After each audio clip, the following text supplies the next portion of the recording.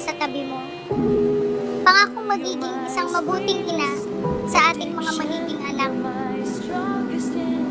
Kung dati sabi mo sa akin, kumuha muna ako ng valid ID bago mo ako pakasalan.